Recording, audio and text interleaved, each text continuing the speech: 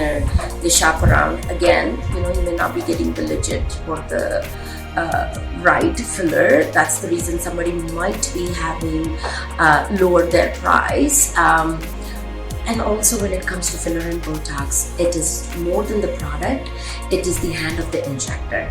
He's like an artist, okay? Somebody could use 6 fillers to correct your face, but a good artist could do it only in 2 syringes. So, doesn't mean even if they're using the right product, doesn't mean you're getting the right artist. You know, everybody can have a paintbrush in their hand and not everybody can become Michelangelo.